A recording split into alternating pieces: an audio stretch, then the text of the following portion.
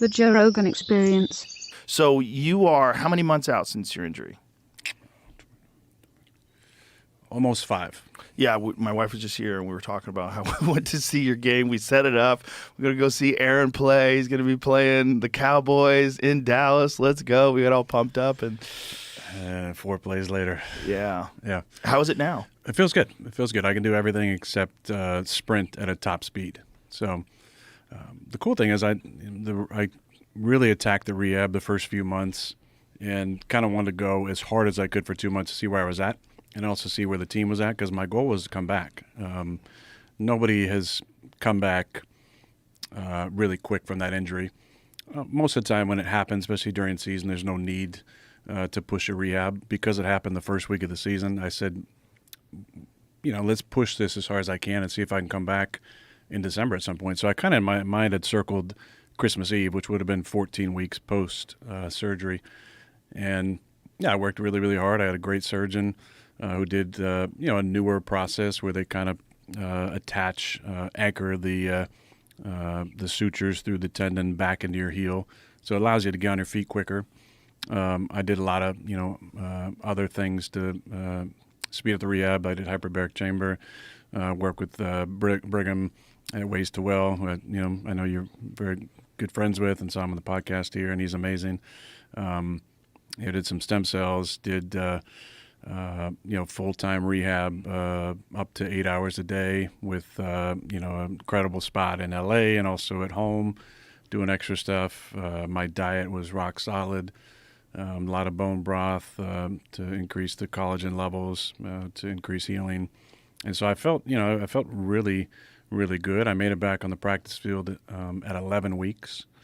The way the NFL works with the IR, you can have a 3-week window before they got to make a decision. So they designate you to return. You have 3 weeks before you get activated. So I was hoping we'd win those 3 games.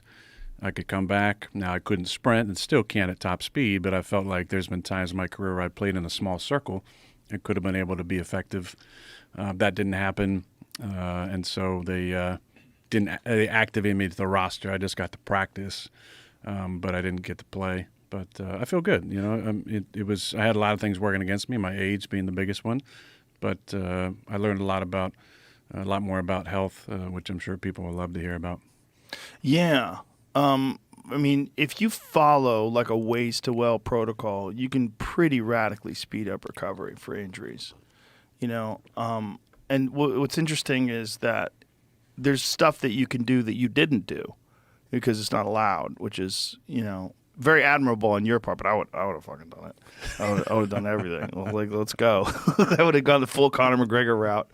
But when you do, how do they determine whether or not you are fully here? Do they do an MRI and check the tissue? And yeah, we were doing the ultrasounds actually for a while just to see what type of blood flow we were getting to the area. We didn't actually do another MRI. If I had been activated with the intent to play, I think just for safety for everybody, we probably would have done another MRI just to see the structural integrity of the tendon. But really, it was about how I felt, and I was able to do all the quarterback stuff, move in the pocket, throw, step into my foot. I could actually, jog to slightly faster than a jog to move and throw. All things I kind of showed in practice the last few weeks of the season. What happens over that if you speed it up a little? Do you feel pain? Do you feel like... I don't have the explosion. I don't have the ability to kind of get up on my toe. The biggest hurdle was just single leg calf strength, like being able to, from a standing position, shift my weight onto the single leg and do a heel raise. That's how you're ready to run, because you run on your athletes play on their toes, so I need to be able to do that. Now I could get around that by subtle movements in the pocket, but there was multiple times throughout my career where I had lower leg injuries in 14 and 18 especially, where I was able to play in a small circle. In 14 I ripped my calf up pretty bad and was able to kind of play in the shotgun and the pistol for a stretch of time and be effective. In 18 I banged my knee up on the second drive of the game, tore my MCL, had a fracture on the lateral side, and was able to play for a while, mostly in the shotgun until that healed up. But So I knew I could do it. I wanted to show I could play under center, which I did in practice, but we just were out of it, so I didn't come back. Well, it seems like it's the smartest move at your age to make sure it's 100%.